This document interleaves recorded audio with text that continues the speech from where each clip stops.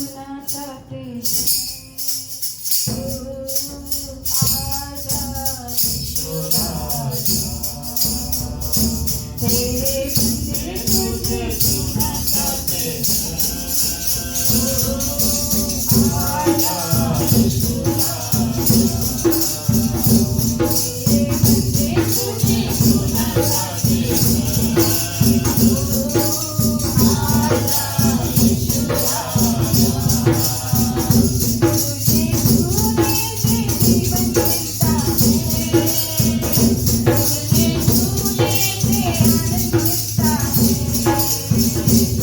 तुझे छूने से जीवन मिलता है तुझे छूने से आनंद मिलता है तुझे छूने से जीवन मिलता है तुझे छूने से आनंद मिलता है तेरे बंदे तुझे सुना जाते हैं ओ आजा यीशु राजा तेरे बंदे तुझे सुना जाते हैं ओ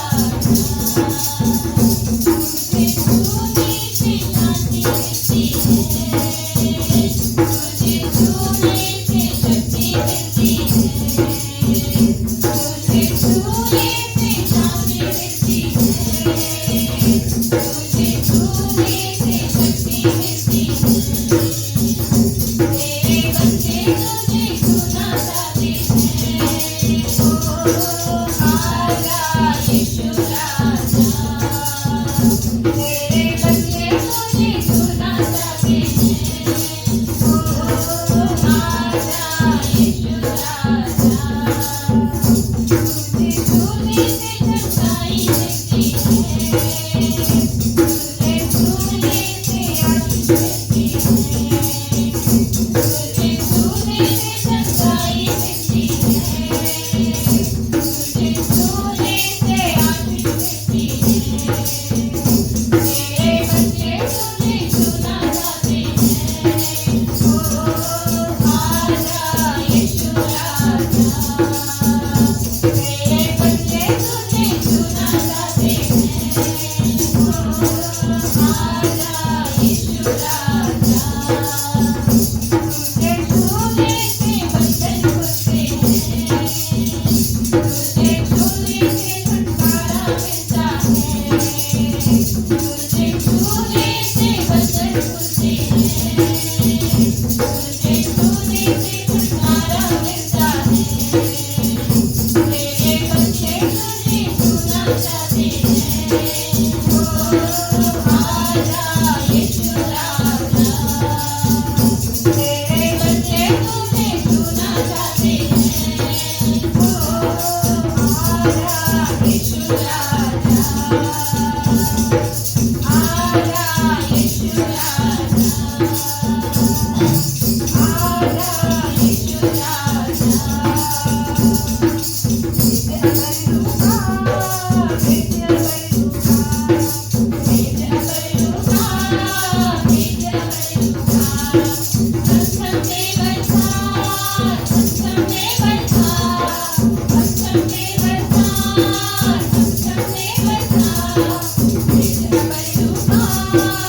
Thank you.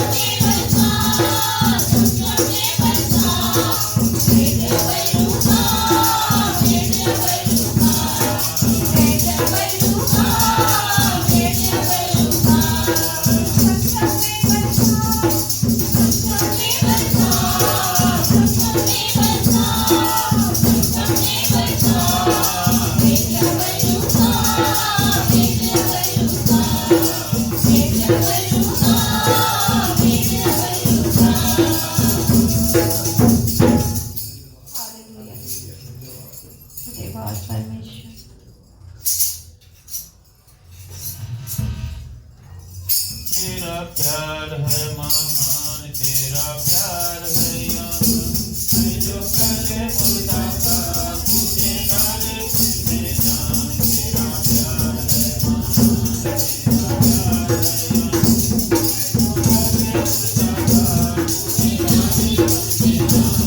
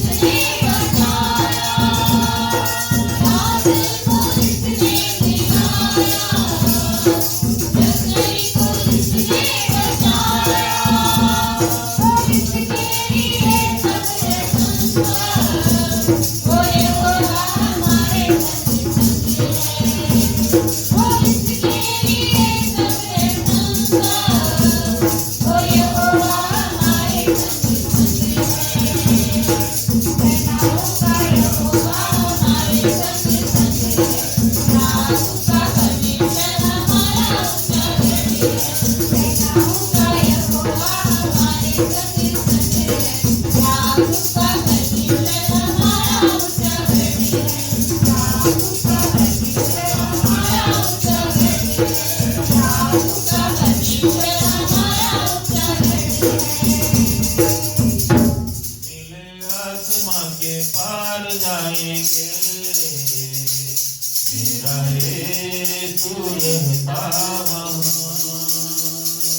नीले आसमां के पार जाएंगे मेरा यीशु रहता वहाँ हम मिलेंगे बादलों पर हम मिलेंगे बादलों पर देखेगा सारा जहां देखेगा सारा जहां नीले आसमां के पार जाएंगे मेरा यीशु रहता वहाँ नीले आसमां के पार जाएंगे मेरा यीशु रहता वहाँ उसका कोई भी वादा ना होगा अधूरा हर एक वादा उसका होता है पूरा उसका कोई भी वादा उसके आने का वादा भी पूरा होगा देखेगा सारा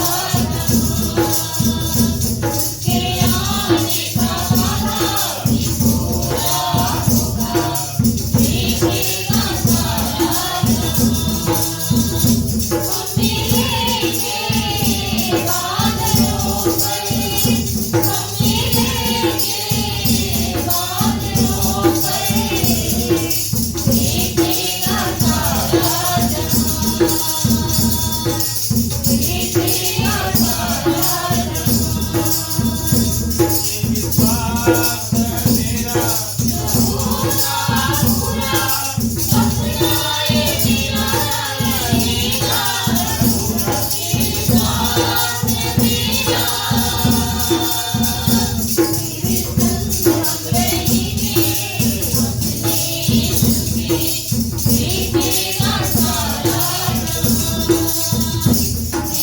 संग हम रहेंगे अपने यीशु के देखेगा सारा जहां हम मिलेंगे बादलों पर हम मिलेंगे बादलों पर देखेगा सारा जहां देखेगा सारा नीले आसमां के पार जाएंगे मेरा यीशु रहता वहाँ नीले आसमां के पार जाएंगे मेरा यीशु रहता वहाँ बादलों पर हम मिलेंगे बादलों पर देखेगा सारा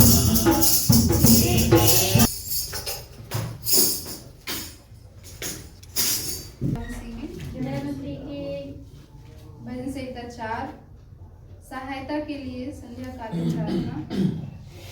हे मेरे धर्म में परमेश्वर, जब मैं पुकारूं तब तू मुझे उत्तर दे। जब मैं सकेती में पड़ा तब तूने मुझे सहारा दिया। मुझ पर अनुग्रह कर और मेरी प्रार्थना सुन ले। हे मनुष्य के पुत्रों, तब तक मेरा नाम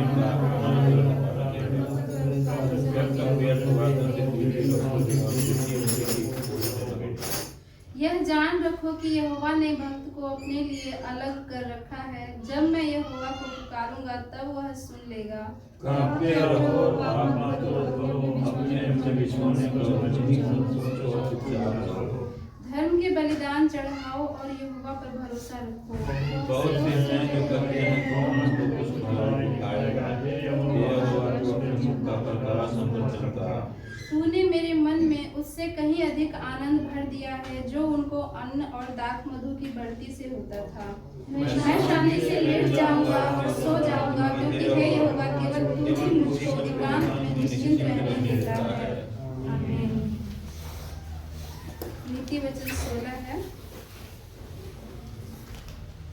मन की युक्ति मनुष्य के वश में रहती है, परंतु मुंह से कहना यहोवा की ओर से होता है।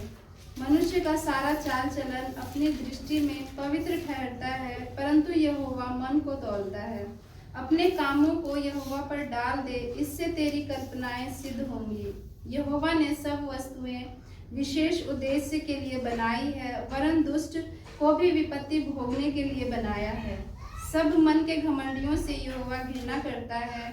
मैं दृढ़ता से कहता हूँ, ऐसे लोग निर्दोष न ठहरेंगे। अधर्म का प्रायश्चित कृपा और सच्चाई से होता है, और यहोवा के भय मानने के द्वारा मनुष्य बुराई करने से बच जाते हैं। जब किसी का चाल चलन यहोवा को भावता है, तब वह उसके शत्रुओं का भी उससे मेल कराता है। अन्याय के बड़े लाभ से न्याय से थोड़ा ही प्राप्त करना उत्तम है। मनुष्य मन में अपने मार्ग पर विचार करता है, परंतु यहोवा ही उसके पैरों को स्थिर करता है। राजा के मुंह से देवी वाणी निकलती है, न्याय करने में उससे चूक नहीं होती। सच्चा तराजू और पलड़े यहोवा की ओर से होते हैं। थैली में जितने बटखरे हैं, सब उसी के बनवाए हुए हैं। दुष्टता करना राजाओं के लिए घृणित काम है, क्योंकि उनकी गद्दी धर्म ही से स्थिर रहती है। धर्म की बात बोलने वालों से राजा प्रसन्न होता है, और जो सीधी बातें बोलता है उससे वह प्रेम रखता है। राजा का क्रोध मृत्यु के दूत के समान है, परंतु बुद्धिमान मनुष्य उसको ठंडा करता है। राजा के मुख की चमक में जीवन रहता है, और उसकी प्रसन्नता बरसात के अंत की घटा के समान होती है। बुद्धि की प्राप्ति चोखे सोने से क्या ही उत्तम है, और समझ की प्राप्ति चांदी से बढ़कर योग्य है। बुराई से हटना सीधे लोगों के लिए राजमार्ग है। जो अपने चाल चलन की चौकसी करता, वह अपने प्राण की भी रक्षा करता है। विनाश से पहले गर्व, और ठोकर खाने से पहले घमंड आता है। घमंडियों के संग लूट बांट लेने से दीन लोगों के संग नम्र भाव से रहना उत्तम है। जो वचन पर मन लगाता वह कल्याण पाता है, और जो यहोवा पर भरोसा रखता वह धन्य होता है। जिसके हृदय में बुद्धि है वह समझ वाला कहलाता है, और मधुर वाणी के द्वारा ज्ञान बढ़ता है। जिसके पास बुद्धि है उसके लिए वह जीवन का सोता है, परंतु मूढ़ों को शिक्षा देना मूढ़ता ही होती है। बुद्धिमान का मन उसके मुंह पर भी बुद्धिमानी प्रकट करता है, और उसके वचन में विद्या रहती है। मन भावने वचन मधु भरे छत्ते के समान प्राणों को मीठे लगते, और हड्डियों को हरी भरी करते हैं। ऐसा भी मार्ग है जो मनुष्य को सीधा जान पड़ता है, परंतु उसके अंत में मृत्यु ही मिलती है। परिश्रमी की लालसा उसके लिए परिश्रम करती है, उसकी भूख उसको उभारती रहती है। अधर्मी मनुष्य बुराई की युक्ति निकालता है, और उसके वचनों से आग लग जाती है। टेढ़ा मनुष्य बहुत झगड़े को उठाता है, और कानाफूसी करने वाला परम मित्रों में भी फूट करा देता है। उपद्रवी मनुष्य अपने पड़ोसी को फुसलाकर कुमार्ग पर चलाता है। आंख मूंदने वाला छल की कल्पनाएं करता है, और ओंठ दबाने वाला बुराई करता है। पके बाल शोभायमान मुकुट ठहरते हैं, वे धर्म के मार्ग पर चलने से प्राप्त होते हैं। विलंब से क्रोध करना वीरता से, और अपने मन को वश में रखना नगर को जीत लेने से उत्तम है।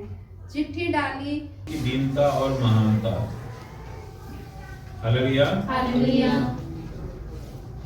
अतः यदि मसीह में कुछ शांति और प्रेम से ढाढ़स और आत्मा की सहभागिता और कुछ करुणा और दया है, तो मेरा यह आनंद पूरा करो कि एक मन रहो, और एक ही प्रेम, एक ही चित्त और एक ही मनसा रखो।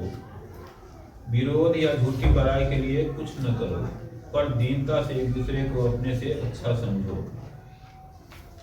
हर एक अपने ही हित की नहीं वरन दूसरों के हित की भी चिंता करे। जैसा मसीह यीशु का स्वभाव था वैसा ही तुम्हारा भी स्वभाव हो। जिसने परमेश्वर के स्वरूप में होकर भी परमेश्वर के तुल्य होने को अपने वश में रखने की वस्तु न समझा, वरन अपने आप को ऐसा शून्य कर दिया और दास का स्वरूप धारण किया और मनुष्य की समानता में हो गया और मनुष्य के रूप में प्रकट होकर अपने आप को दीन किया और यहाँ तक आज्ञाकारी रहा कि मृत्यु, हाँ, क्रूस की मृत्यु भी सह लिया। इस कारण परमेश्वर ने उसको अति महान भी किया और उसको वह नाम दिया जो सब नामों में श्रेष्ठ है, कि जो स्वर्ग में और पृथ्वी पर और पृथ्वी के नीचे वे सब यीशु के नाम पर घुटना टेके और परमेश्वर पिता की महिमा के लिए हर एक जीव अंगीकार कर ले कि यीशु मसीह प्रभु है। आमीन। हालेलुया।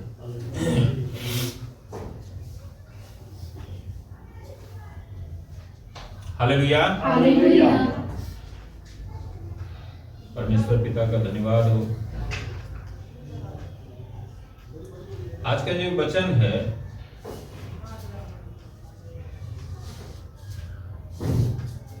हम सब यदि मसीह में हैं तो हमारा जो आदर्श है, जो हमारा आइडियल है, वो क्या है? यीशु मसीह है। ये बताने की जरूरत नहीं है कि हम परमेश्वर के विषय में कैसे सीखते हैं।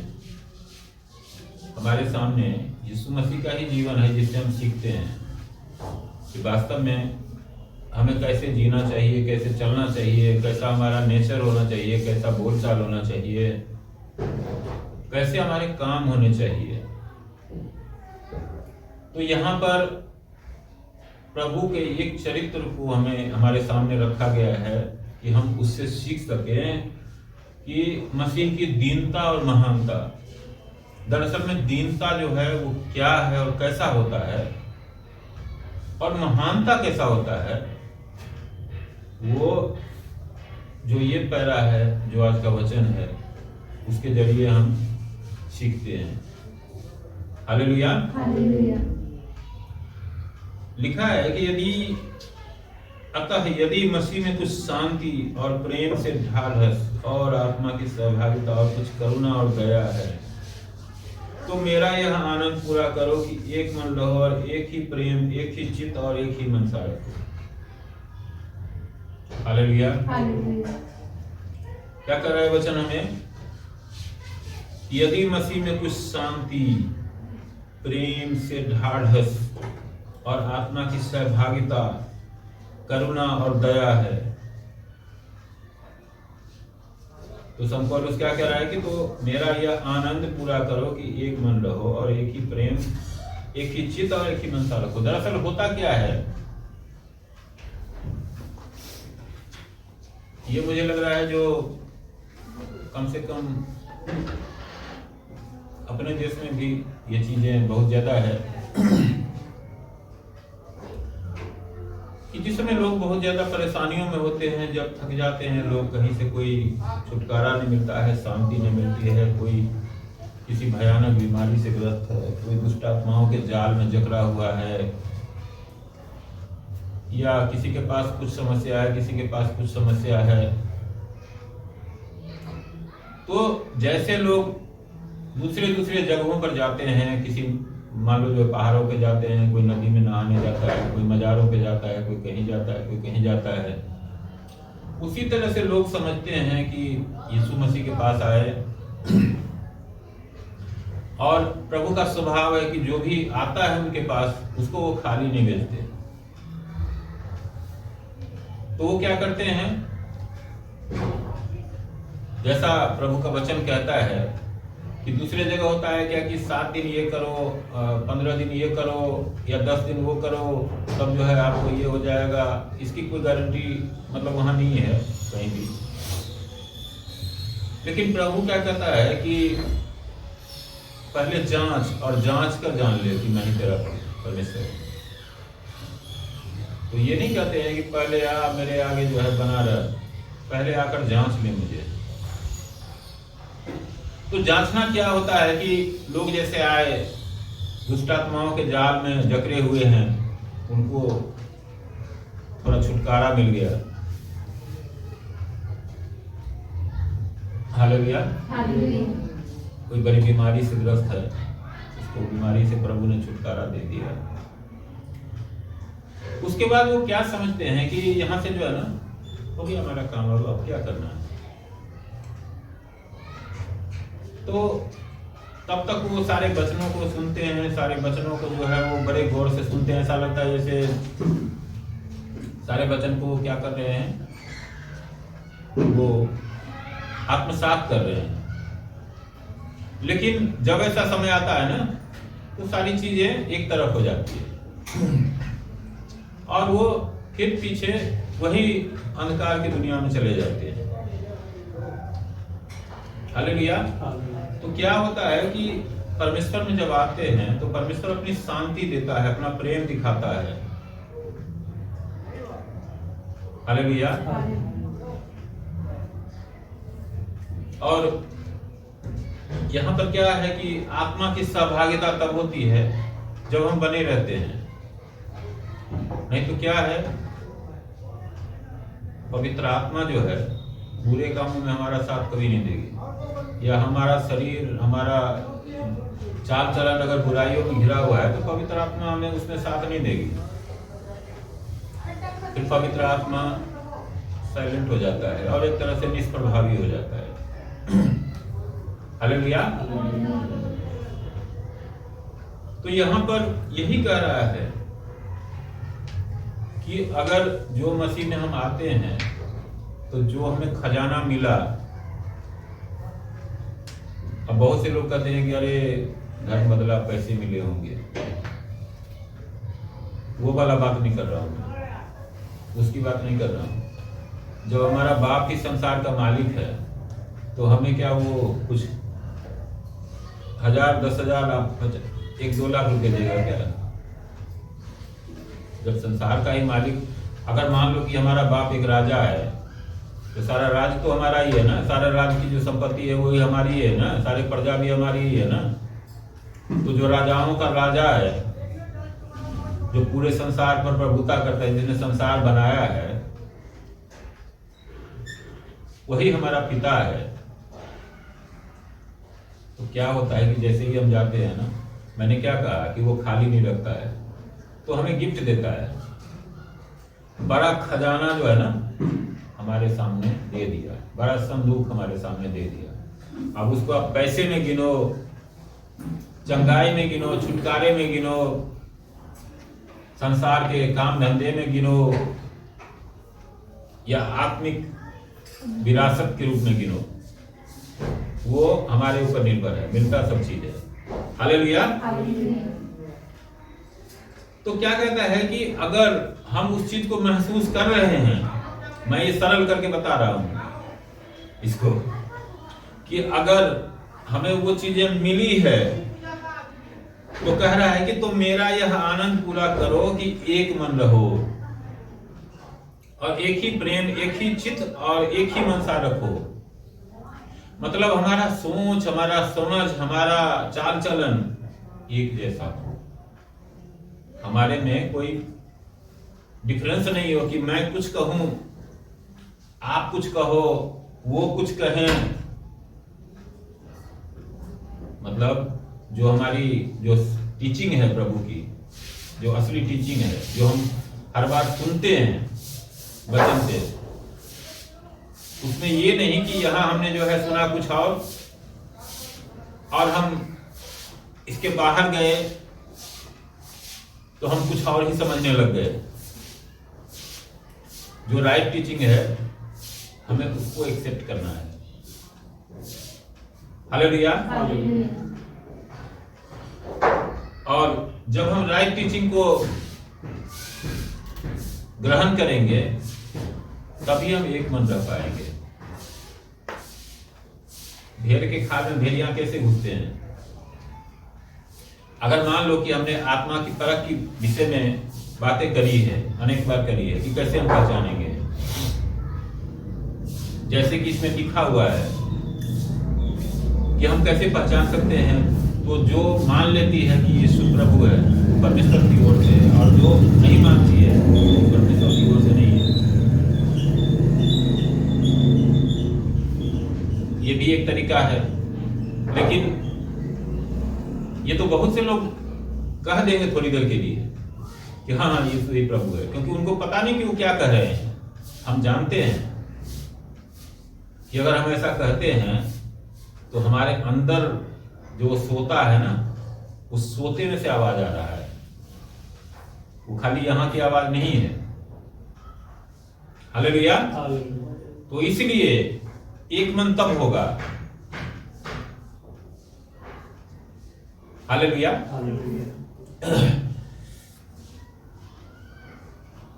और इसके बाद जो बात है वो क्या है कि विरोध या झूठी बड़ाई के लिए कुछ न करो, पर दीनता से एक दूसरे को अपने से अच्छा समझो। इसमें दो बातें हैं। एक क्या है, हम बुराई करते ही क्यों हैं? अक्सर जो है हम बुराई क्यों करते हैं या आपस में जो है ऊंच नीच की बात क्यों करते हैं? वो इसलिए होता है या तो हम अपने आप को जो है ना बड़ा साबित करना चाहते हैं और दूसरे को छोटा साबित करना चाहते हैं, है ना?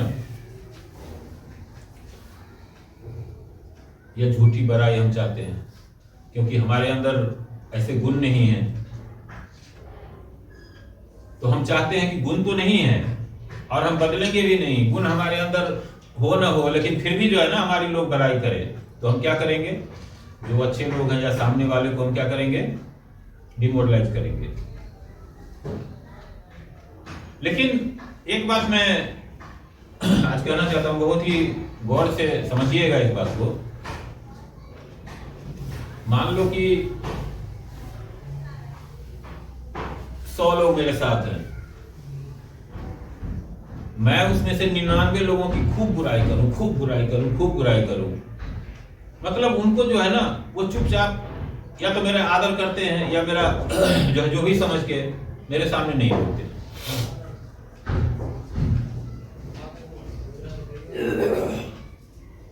और मैं उनकी बुराई किए जा रहा हूं। तो क्या उनकी बुराई करने से मैं बड़ा हो जाऊंगा क्या, या अच्छा हो जाऊंगा क्या? कोई बुराई करने से अच्छा हो जाता है क्या? कि अच्छाई करने से अच्छा होगा? मान लीजिए कि किसी ने मुझे एक गाली दी, मैंने उसको वापस करके 4 गाली दी, और मैं कह रहा हूं कि ये बहुत बेकार आदमी है। तो आप ये फैसला करिए कि कौन ज्यादा बेकार है। जिसने 1 गाली दी वो ज्यादा बेकार है या जिसने 4 गाली दी वो बेकार है?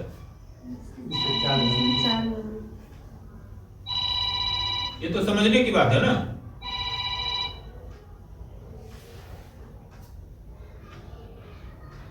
तो हमेशा हमें ध्यान में रखना चाहिए कि हमें जवाब किसको देना है? परमेश्वर को देना है। लेकिन चाल चलन और सब चीज जो है ना मनुष्य के सामने भी प्रकट करने के लिए परमेश्वर ने हमें रखा है। ये नहीं कि अरे हमें लोगों से कोई मतलब नहीं है, हमें खाली परमेश्वर से मतलब है। कौन है परमेश्वर? कौन है परमेश्वर? क्या उसी परमेश्वर ने वचन नहीं लिखा है कि तुम सब परमेश्वर के मंदिर हो? नहीं लिखा है क्या? तो जब हम परमेश्वर के मंदिरों का तो कदर ही नहीं कर रहे हैं, तो कह रहे हैं परमेश्वर की कदर कर रहे हैं, हमें परमेश्वर से मतलब है। तो कहां परमेश्वर से मतलब है? वो तो दिखाई नहीं देता है। जो दिखाई देता है उसको तो हम तुच्छ समझते हैं, पांव तले रोकते हैं, और जो नहीं दिखाई देता है उसका हम कैसे हम कह सकते हैं कि हम बड़े मान आदर करते हैं।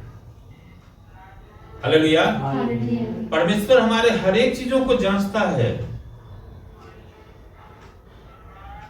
क्या बोलते हैं वो ठीक है, लेकिन क्या करते हैं वो उससे भी ज्यादा महत्व रखता है, उसकी वो जांच करता है।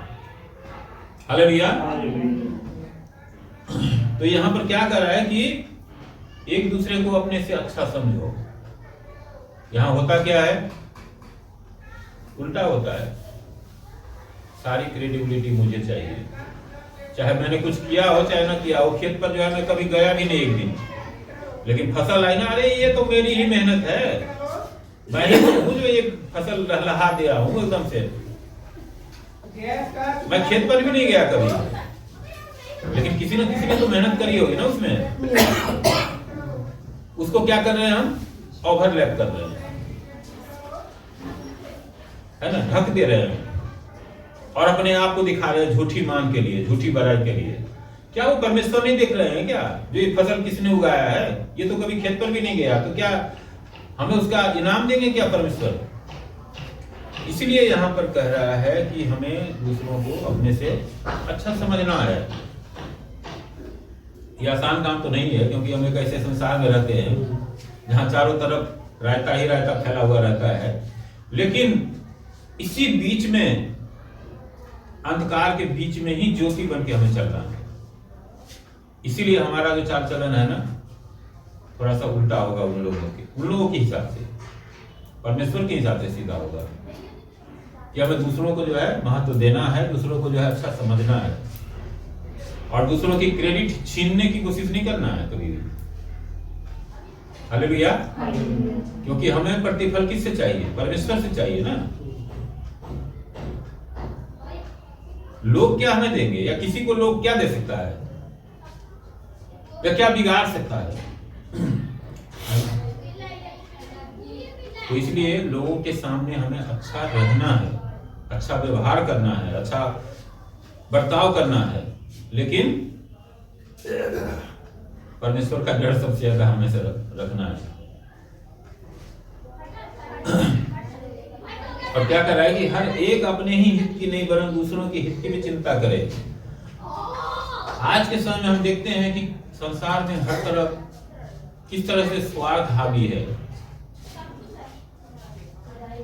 अपनी ही अपनी चिंता करी जाती है, दूसरों की चिंता जो है ना बेकार की बात समझी जाती है।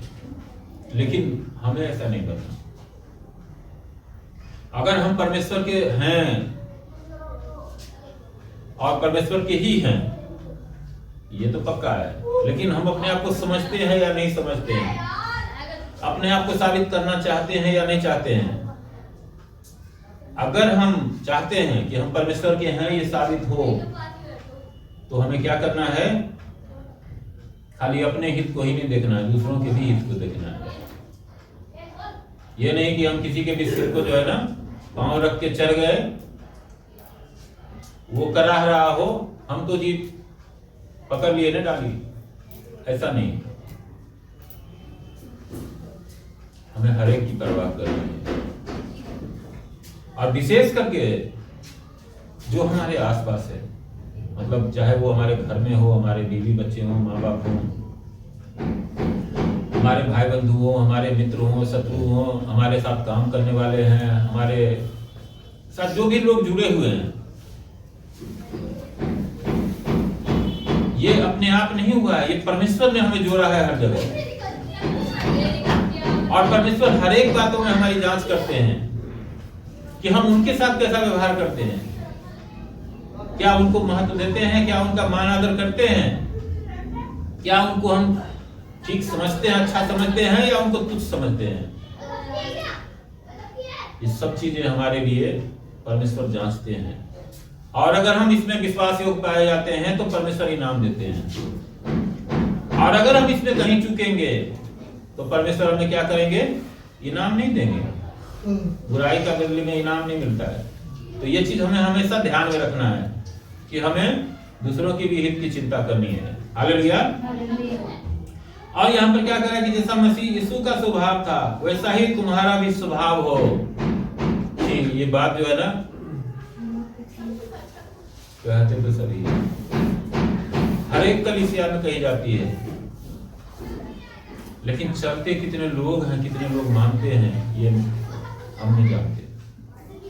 और ये भी नहीं कह सकते कि हम नहीं जानते, क्योंकि जिस तरह से हम देख रहे हैं ना, बहुत से लोगों को हम किस तरह से देखते हैं, उनके चाल चरित्र को कि देख करके जो है ना वो कहते तो हैं अपने आप को कि मैं मसीह का हूं, मैं फलना हूं, मैं ढिकना हूं, लेकिन उनके चाल चलन से जो है ना ठीक उल्टा दिखता है। बहुतों के तो चाल चलन ऐसे होते हैं ना कि जो गैर विश्वासी है ना, जो प्रभु यीशु मसीह को नहीं जानते हैं या नहीं मानते हैं, उनके चाल चलन उनसे लाखों करोड़ों गुना ज्यादा अच्छे लगते हैं, लेकिन उनमें नहीं होता है। आप क्या समझते हो कि न्याय किसका होगा? सबसे पहले न्याय हमारा ही होगा, हम ये भूल जाते हैं। हमें लगता है कि नहीं, प्रभु ने हमें ग्रहण कर लिया है ना, प्रभु ने हमें अपना लिया है ना, तो हम जो भी करें सब छूट है। वो ऐसा नहीं है। दाऊद का उदाहरण हमने क्यों दिया था, अभी थोड़ी देर पहले भी दिया था दाऊद का उदाहरण। बाइबल में सबसे ज्यादा जिक्र है दाऊद का, पुराने नियम में, नए नियम में, सब में। लेकिन फिर भी क्या परमेश्वर ने उसके अपराधों के लिए दंड नहीं दिया था क्या? उसको भर भर के दंड दिया था। परमेश्वर जो है सच्चा न्यायी है। चाहे हम परमेश्वर के कहलाते हों, चाहे कोई नहीं कहलाता है, सबके लिए न्याय बराबर है। और जो नहीं जानता उसको तो एक बार को क्षमा भी मिल जाएगा, लेकिन जो जानबूझ करके उसके वचन के विरुद्ध जाके बुराइयां करता है उसको ज्यादा दंड मिलेगा। हालेलुया। तो इसलिए हमें सिर्फ बातों में नहीं, काम में दिखाना है। यहाँ क्या कर रहा है कि जैसा मसीह यीशु का स्वभाव था वैसा ही तुम्हारा भी स्वभाव हो। कैसा था मसीह यीशु का स्वभाव? क्या हमारे में 1% भी है वैसा स्वभाव? अगर हम देखेंगे ना अपने आप को तो हमें पता लग जाएगा। हमें किसी दूसरे को बताने की जरूरत नहीं है कि कोई हमारा आकलन करे और बताए। हमें खुद जांचना है। और हमें इसीलिए जीवन दिया गया है कि ताकि हम जीवन में चलते चलते चलते चलते मसीह के स्वभाव में जो है ना बदलते जाएं, मसीह के स्वभाव और स्वरूप में बदलते जाएं। हालेलुया। जहां से हम गिरे थे ना वहां से हमें उठ के जो है ना फिर चलना है। ये एक दिन का काम नहीं है कि आज हमने जो है ना बड़ा अच्छा धार्मिकता दिखा दिया और कल से जो है फिर जैसे मर्जी वैसे कर रहे हैं। हमें हर दिन हर पल परमेश्वर की उसी धार्मिकता में होके चलना है, तब हमारा उद्धार संपूर्ण होगा और तब हम परमेश्वर से इनाम पाएंगे जिसकी उसने प्रतिज्ञा करी। हालेलुया। अब प्रभु का स्वभाव के विषय में जो लिखा है ना कि मसीह यीशु का जैसा स्वभाव था वैसा ही तुम्हारा भी हो, तो कैसा था मसीह यीशु का स्वभाव? यहाँ पर कुछ बातें दी हुई है उनके स्वभाव के विषय में कि जिसने परमेश्वर के स्वरूप में होकर भी परमेश्वर के तुल्य होने को अपने बस में रखने की वस्तु न समझा। हालेलुया। क्या कर रहा है कि जिसने परमेश्वर के स्वरूप में होकर भी परमेश्वर के तुल्य होने को अपने बस में रखने की वस्तु नहीं समझा। यानी कि सारे सामर्थ्य हम सब ने देखा है, आज भी हम उसके सामर्थ्य को देखते हैं कि उसके नाम से ही जो है ना क्या काम होता है वो हम देखते हैं। तो जब वो शरीर में यहां पर थे, जब पतरस ने उनसे बोला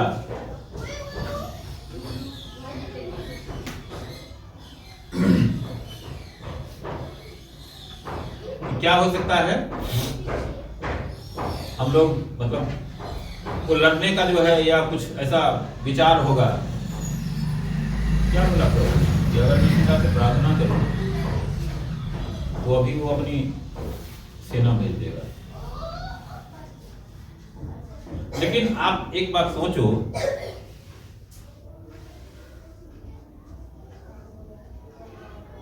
मान लो कि आप पहलवान हो, आपका भी परिवार है, पहलवान के भी परिवार होते हैं, बीवी होते हैं, बच्चे होते हैं, माँ बाप होते हैं, है ना, भाई बंधु होते हैं। आप घर में अगर किसी को भी चाहो हड्डी पसली तोड़ सकते हो किसी भी समय, है ना, क्योंकि आपको तो सारे दौड़ के चाहते हैं। लेकिन क्या उससे आपको इनाम मिलेगा? क्या मेडल मिलेगा? नहीं मिलेगा ना। वो तो आपके घर में जो है वो तो सब सामान्य इंसान है, आपके बच्चे हैं, आपके माँ बाप है, आपकी पत्नी है, आपके भाई बंधु हैं, सो रहे हैं, जाके आप कभी भी गला दबा सकते हो, है ना। ये बहुत आसान काम है। मान लो उन्होंने जो है कमा के लाई और आप गायब कर सकते हो एक पल में। लेकिन क्या दूसरों के साथ ऐसा कर सकते हैं क्या? इनाम कब मिलता है? जब हम अपने जैसे ही पहलवान से अखाड़े में उतरते हैं। हालेलुया।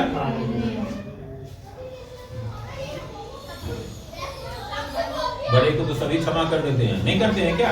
हम जैसे देखते हैं ना कि अरे कोई मोटा तगड़ा कोई नेता है या कोई गुंडा है, हमको 4 गाली दे दिया, बेमतलब के भी 4 गाली दे दिया, तो क्या करते हैं, ऐसे कभी कहीं मुंह से जो है ना आंख भी ऐसे न हो जाएगी और 2 थप्पड़ देते। लेकिन अपने से जब कमजोर, जब अपने से छोटे की बारी आती है ना, तो हम क्या करते हैं, हमारा क्या वैसा व्यवहार रहता है। अपने से बलवान को अगर क्षमा किए तो वहां तो मजबूरी है हमारी, हम ना भी क्षमा करेंगे तो क्या करेंगे। क्षमा का मतलब तब है जब हम अपने से छोटों को, अपने से कमजोरों को क्षमा करते हैं, वो क्षमा असल में क्षमा है। यही चीज प्रभु ने दिखाया वहां पर, प्रभु ने वही चीज दिखाया। वो परमेश्वर होकर के किसी को भी दंड दे सकते थे, नहीं तो जब वो चंगा कर सकते हैं, जब वो मरे हुए मुर्दों को जिला सकते हैं, तो क्या दंड नहीं दे सकते थे क्या। फिर आज हम अनुग्रह की बात नहीं करते, अनुग्रह की बात नहीं करते। हालेलुया। तो यहां पर दिखाता है कि सारे सामर्थ उनके पास थे, लेकिन फिर भी उन्होंने कितनी दीनता दिखाई कि जगह जगह हम देखते हैं उनका निरादर होता था। लोग पथराव करने के लिए उनको चाहते थे, पहाड़ पर से धकेलना चाहते थे, उनको क्या क्या कह के अपमानित करते थे, फिर भी उन्होंने किसी को बोला कि रुक जा, अभी आग उतारता हूं, यही तुझे भस्म कर देता हूं। क्या परमेश्वर के पास आग नहीं है क्या। आप निर्गमन पर लो, फिर देखो, आपको पता चलेगा जो कैसे कैसे दंड दिए। जो परमेश्वर का दास मूसा था, उसके खिलाफ जो है ना, जो अभिराम और वो जो उसके जो एक झुंड था, उसने जब बुरा भला कहा मूसा को और बहुत ही ज्यादा बुराई करी, तो परमेश्वर ने क्या किया, धरती ही फाड़ दिया और उसको जब पूरे खानदान समेत ही डाल दिया, उस दरार में खत्म हो गया सब। तो आप समझ लो कि क्या वो परमेश्वर कैसा है, जो लाल सागर को 2 भाग में कर दिया, अपने लोगों को ले जाने के लिए जब इतना अनुग्रह कर सकता है, तो दंड भी देना जानता है। लेकिन फिर भी प्रभु ने क्या किया, अपना वो रूप नहीं दिखाया, किसी को दंड नहीं दिया, किसी के ऊपर आग नहीं उतारा, शांति दी लोगों को। हमें भी शांति देना है। हालेलुया। और क्या लिखा है कि वरन अपने आप को ऐसा शून्य कर दिया और दास का स्वरूप धारण किया और मनुष्य की समानता में हो गया। हालेलुया। इसीलिए प्रभु यीशु मसीह के विषय में जब हम पढ़ते हैं ना, तो हमें बताया जाता है कि प्रभु यीशु मसीह 100% परमेश्वर भी थे, 100% मनुष्य भी थे। वहां पर जो है प्रभु ने पूरे, जैसे एक आम मनुष्य होता है, सारा जो है व्यवहार उसी तरह से दिखाया। मैं आपसे कहता हूं कि जिसका जन्म ही पवित्र आत्मा से हुआ था, उसको रोज प्रार्थना करने की क्या जरूरत है। वो तो जो चाहता वैसे ही कर लेता। वो हमें दिखा रहे थे कि हमें इस तरह से प्रार्थना करनी है। उनको 40 दिन की फास्ट रखने की क्या जरूरत है, की कोई जरूरत, परमेश्वर को क्या जरूरत है फास्ट रखने की। लेकिन फिर भी उन्होंने दिखाया कि ताकि फास्ट किस लिए रखते हैं, बैरियर को पार करने के लिए, परमेश्वर के सामर्थ्य के लिए। तो जब हम सामर्थ्य चाहते हैं ना, तो वहां पर जो है ना रुकावटें भी वैसे ही आएगी। आप देखो उसमें 3 परीक्षाओं का जिक्र है ना। ये सब चीजें हमें बहुत ही बारीकी से समझना है। बहुत से लोग इसी में हिम्मत टूट जाती है लोगों की और बैक स्लाइड हो जाते हैं और फिर उनका जीवन और नरकीय हो जाता है। यही सब चीजें हमें समझनी है। यही असली शिक्षा है प्रभु का, कि जब भी हम आगे बढ़ने के लिए कदम बढ़ाएंगे, तो जितना स्पीड हम आगे बढ़ाएंगे ना, उससे ज्यादा स्पीड में हमारे आगे रुकावटें खड़ी होने शुरू हो जाएगी। लेकिन क्या वो रुकावटें प्रभु के सामने टिक पाई थी क्या? और जब वो रुकावटें चली गई तो क्या हुआ? वहां पर लिखा है ना कि प्रभु का दूत आकर के उनकी सेवा करने लग गया। ये भी चीज हमें ध्यान में रखना चाहिए कि उसके बाद इनाम है, और इनाम जो है कोई संसारिक इनाम नहीं है कि आपको जो है ना बड़ा ये भारत रत्न मिल गया या ये मिल गया, वो संसार के हिसाब से है। वो एक ही बार मिला और हो गया पूरा। यहां जो है मिलते ही रहता है, कभी बंद नहीं होता है, झरोखा खुला ही रहता है। हालेलुया। लेकिन जब उन्होंने दास के स्वरूप को धारण करके हमें दिखाया, तो हमारा भी काम है कि हमें भी कितनी दीनता से जीना है। महान लोग जो है ना हमेशा दीन ही होते हैं, क्योंकि यही महानता की पहचान है। वो तलवार नहीं भांजते। हालेलुया। और मनुष्य के रूप में प्रकट होकर अपने आप को दीन किया, और यहां तक आज्ञाकारी रहा कि मृत्यु, हां क्रूस की मृत्यु भी सही।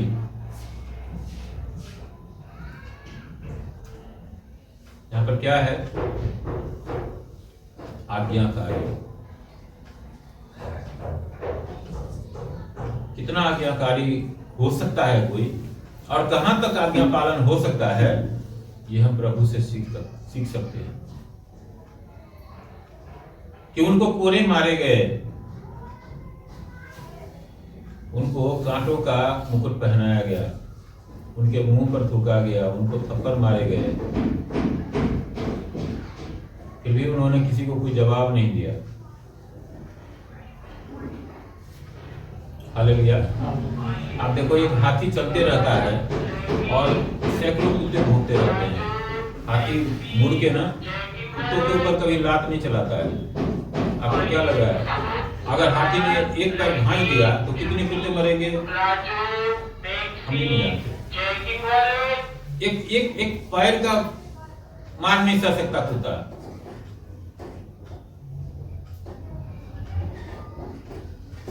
हालांकि देखो प्रभु किसी को इतना कुछ नहीं समझते हैं, क्योंकि सब प्रभु के ही हैं।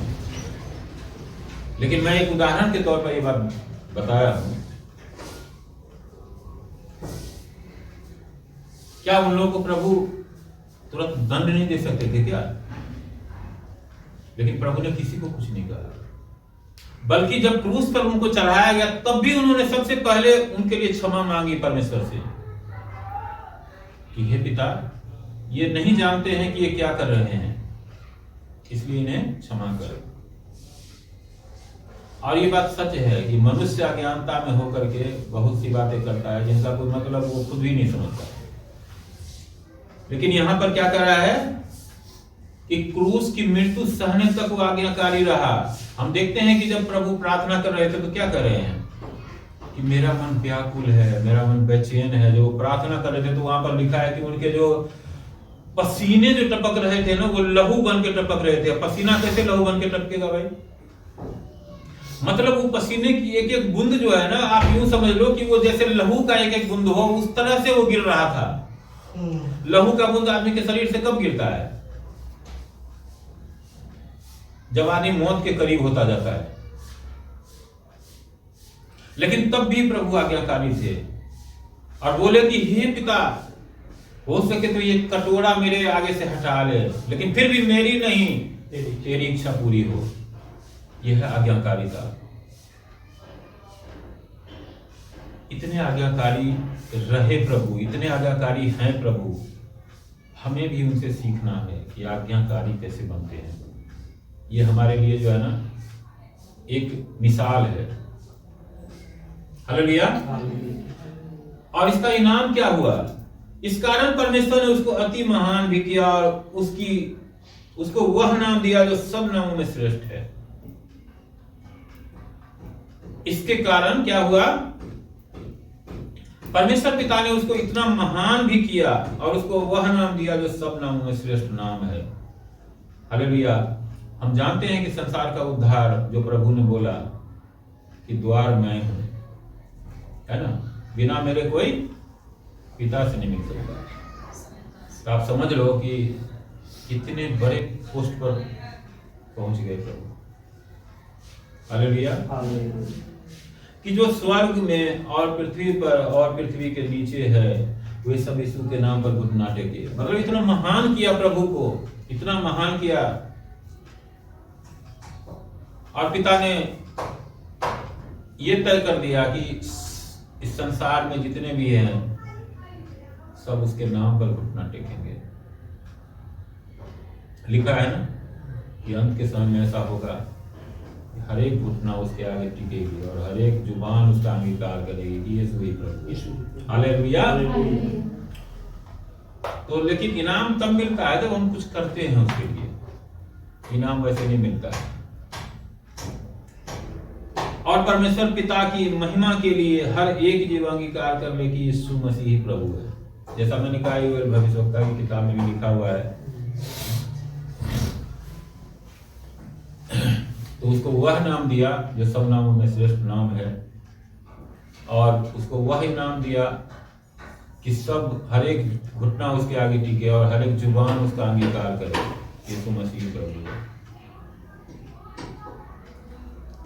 सारी बातों का जो निचोड़ है वो ये है कि जिस तरह से मसीह ने दीनता धारण किया, मसीह ने जिस तरह से दास होना स्वीकार किया और हमारे सामने एक आदर्श रखा कि उनके पास सारी शक्तियां थी, सारी शक्तियां हैं, सारे अधिकार, उन्होंने क्या अंगीकार, उन्होंने बोला नहीं था क्या कि स्वर्ग और पृथ्वी के सारे अधिकार मुझे दिए गए, लेकिन उसके बाद भी क्या किया, उन्होंने दास का स्वरूप धारण किया। तो हमें भी परमेश्वर ने छोटा नहीं रखा है, सारे सामर्थ हमें दिए हैं, लेकिन वो हमसे ये चाहते हैं कि हम आज्ञाकारी बने रहें और विश्वास योग्य बने रहें। हालेलुया। तो मैं परमेश्वर का धन्यवाद करता हूं इस सुंदर वचन के लिए जो हमारे लिए गाइडलाइन है, हमारे लिए एक पैरामीटर है, हमारे लिए एक बाउंड्री लाइन है कि हमें कितना तक जाना है और किस दायरे के अंदर रहना है। और यदि हम परमेश्वर से इनाम चाहते हैं, परमेश्वर से महानता का दान चाहते हैं, परमेश्वर से महानता का वरदान चाहते हैं, तो हमें क्या करना पड़ेगा? दीन होना पड़ेगा, आज्ञाकारी होना पड़ेगा। किसके प्रति? परमेश्वर के प्रति, यीशु मसीह के प्रति। तब हम वह इनाम पाएंगे जिसकी उन्होंने वादा किया है। प्रभु यीशु मसीह के नाम में आमीन।